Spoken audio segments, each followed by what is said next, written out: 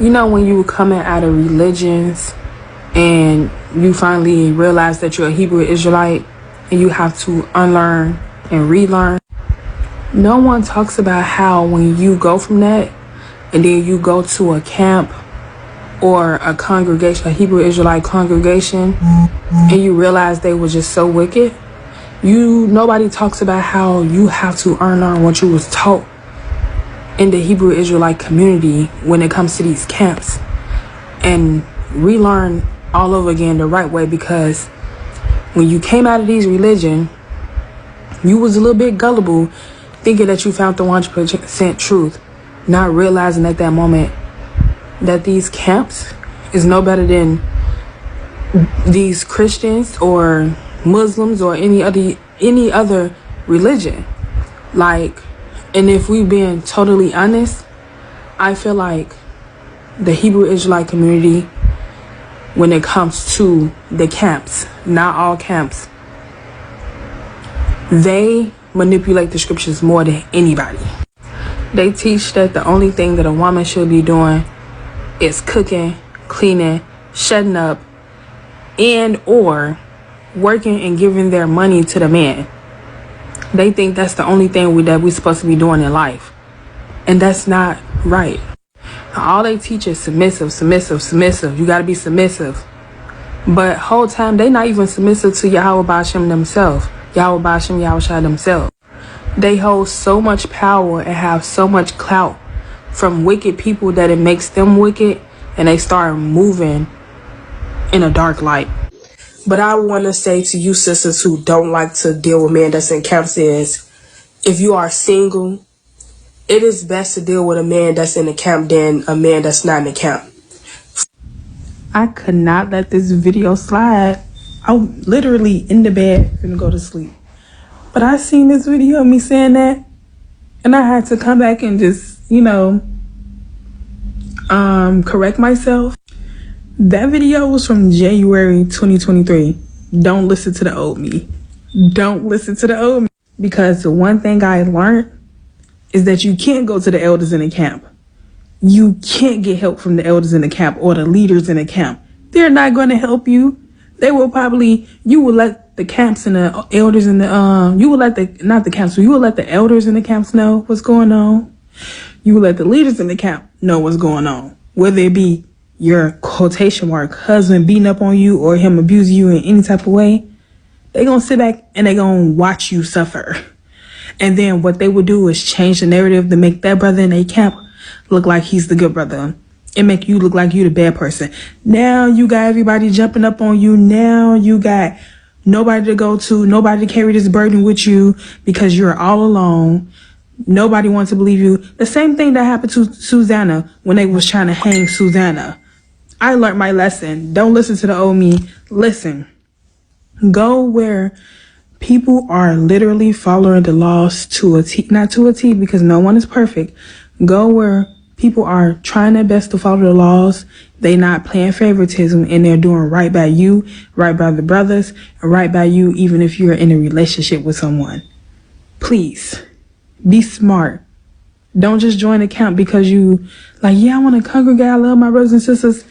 Don't do that. That'll be the most worst thing you can do. You have to have discernment, and you have to be smart about the decisions you're making about who you're going to be around and who you're learning from.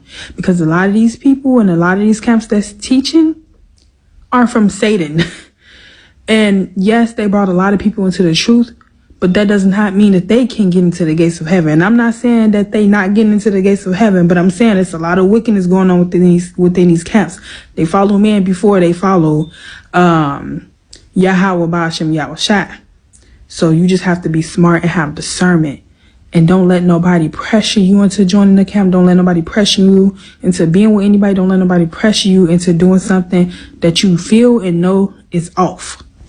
But again, I'm not speaking on all camps. So keep that in mind when I say camps. I'm not speaking about all camps.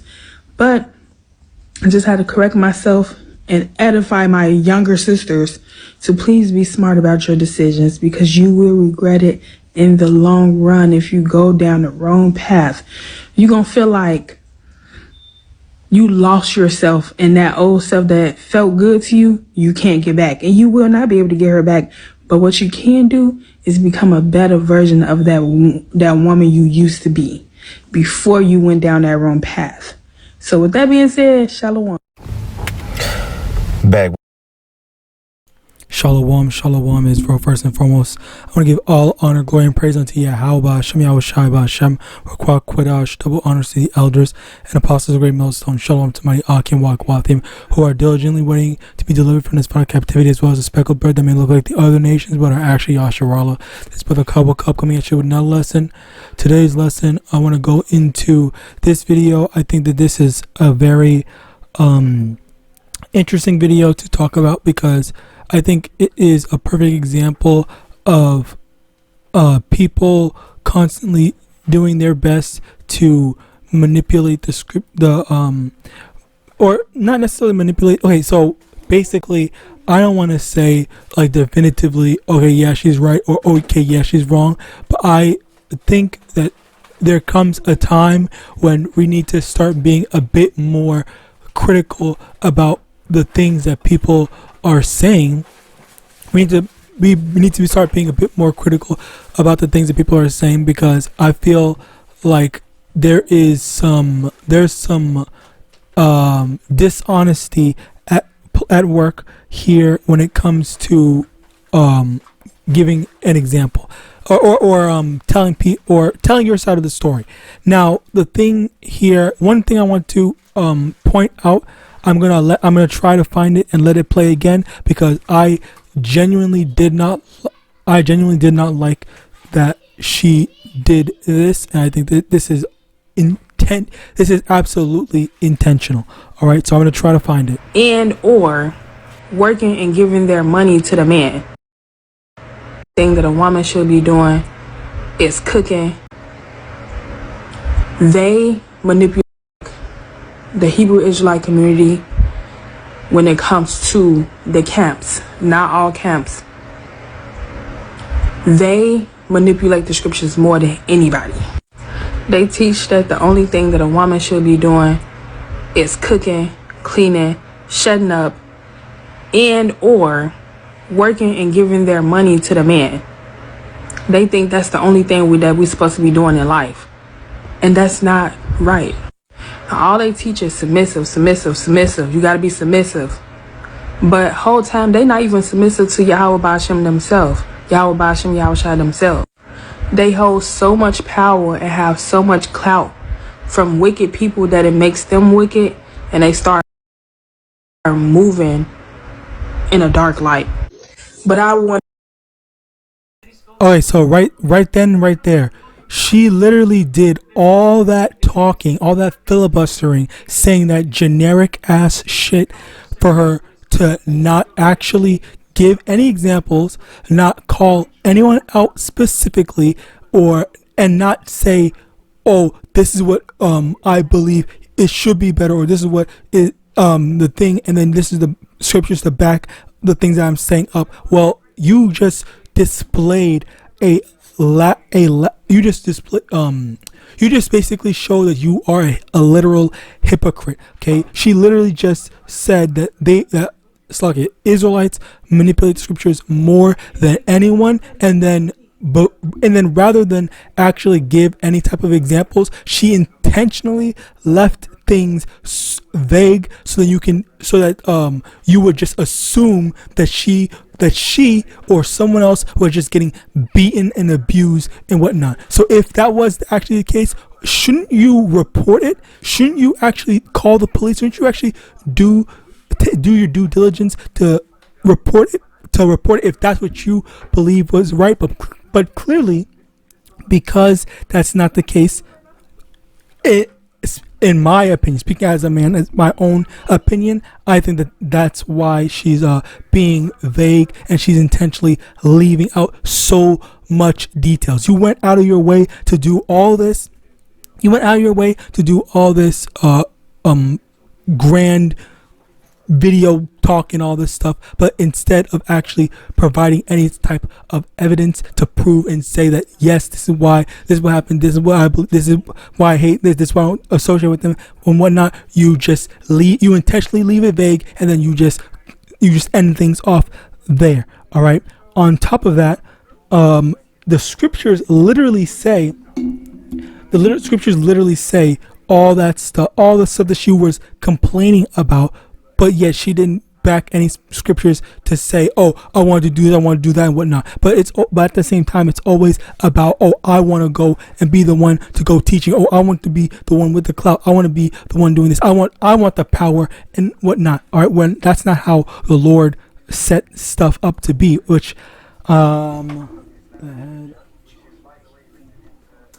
in 1 Corinthians chapter 11 verse 3, but I would have you know that the head of every man is HaMashiach, and the head of the woman is the man, and the head of HaMashiach is Yahawah. So the hierarchy is Yahawah, then YAHAWASHI, then the man, then the woman. So this is the hierarchy of the power. So the same way that we're not going to be, or we someone, the same way that someone, what the fuck? My thing just shut down, of course. The same way that someone would expect, what's the word? I lost my train of thought because this stuff cut off. But basically, the same way how, a man wouldn't try to usurp authority over YAHAWASHI or go ordering YAHAWASHI around. That's not how stuff goes. We are supposed to be following what YAHAWASHI says, not the other way around. Which, that's the thing that people get. People think that YAHAWASHI is supposed to mold the world into how we want it, rather than the other way around of us molding onto the ways of YAHAWASHI. So as a result of that, that's where you have this thing where you have these people in general that don't want to submit to the natural order of things, and they will call stuff wicked for just simply for you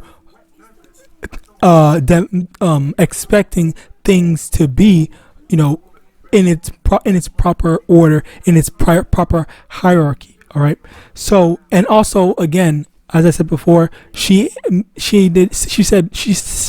stated no examples. She just kept it vague, and this is a tactic that people use in order to garner sympathy, because they say, oh my God, it's so traumatic, it's so this, they don't want to say it, they don't want to say all this stuff because it was so bad. Well, that's how what's it called, these predators, all right, get away with stuff, because after people do stuff, they know the people, they don't say anything, they keep quiet, and then the person that actually did it and is going around scot-free, not worrying about any sort of negative repercussions or consequences for their actions, because I'm just gonna keep quiet, I'm not gonna say anything, and whatnot. All right, so it's such a foolish, childish thing to do, and that's to be expected from Babylonians, because what Esau wants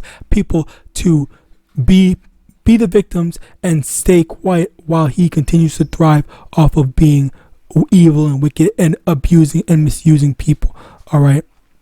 So, yeah, let's continue on. Romans 14 verse 5. One man esteemeth one day above another esteemeth every day alike. Let every man be fully persuaded in his own mind. And this is another thing where, when it comes to being Israelite, one thing I will say is that you should not be attempting to force anyone. If someone does not want to follow along, then it's not for you to force them. And in all honesty, like it's regardless of your relationship to someone, it should not be a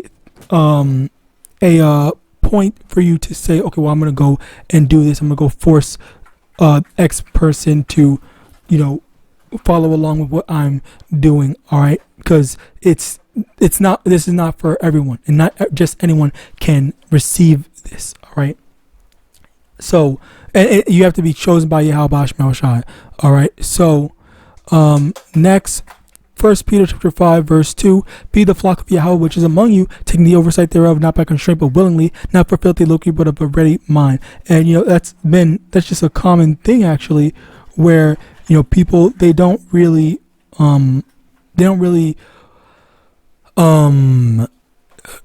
care. Well, not necessarily care. They don't really understand that. Well, it is for YAHAWAH to decide. I'm gonna let this person in. I'm gonna keep this person out. I want this person to be a follower. And the one that decides this is Yahweh, the Most High Yahweh decides. Okay, I'm gonna let this person in. I'm not gonna let this person in, and whatnot. All right.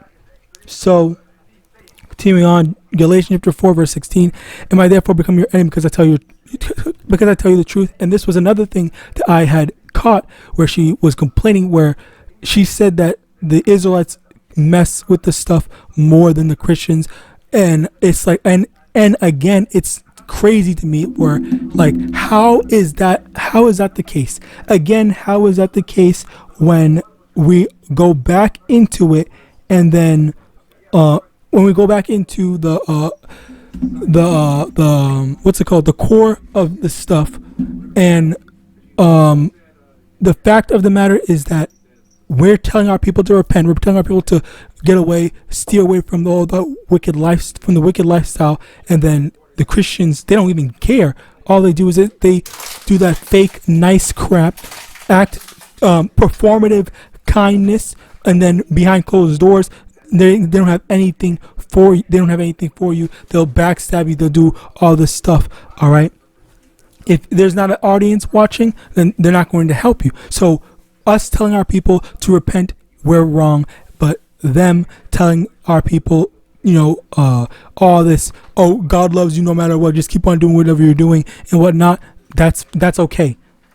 Colossians chapter 3 verse 18: Wives, submit yourself unto your husband as it is fit in the Lord. Basically the thing here, where again, I don't know the full thing about it, but this is literally what the scriptures said, but yet she's complaining about it, and then she also drew the parallel of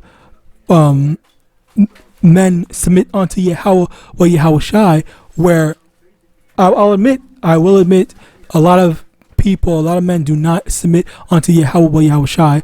I'll admit that, of course, but at the same time, that is not a license or permission for you to try to say, oh well, because you guys are doing this, I'm gonna go do this. Like, when has that ever been the standard for things?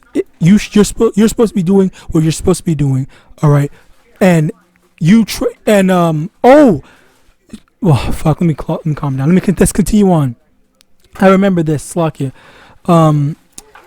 Colossians 3 verse 19: Husbands, love your wives and be not bitter against them. Ephesians 5 verse 25: Husbands, love your wives even as Hamashiach also loved the church and gave himself for it. The same way that Yahawashi basically loved us. All right, the congregation, not necessarily a specific church, but the church of the Israelites, the church of the entirety of the elect.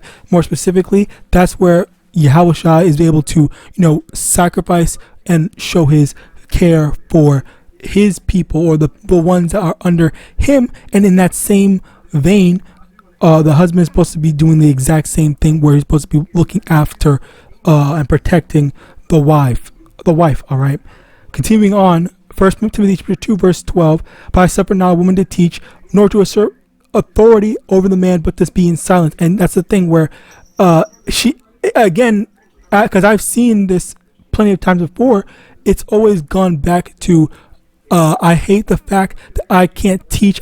I hate the fact that I don't have power. I can't tell these people what to do. I can't control all that stuff, X, Y, and Z. And because of that, she has resentment, or not, I won't say she, because it's not confirmed, but these types of people have resentment and always want to try to change the natural order of things, or better yet, change what YAHAWASHI established. Hence why you have stuff like this where people complaining because they hated how the Lord set stuff up.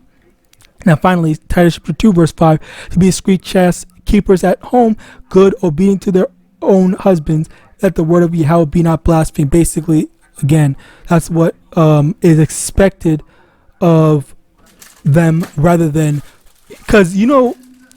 rather than going out of your way to go and teach. So with that, I pray this lesson was edifying. I'm going to give all honor, glory, and praise unto Yahawah, Shai, Hashem, Quadash, double honors to the elders and apostles, great Muslim, Abad, and Shalom.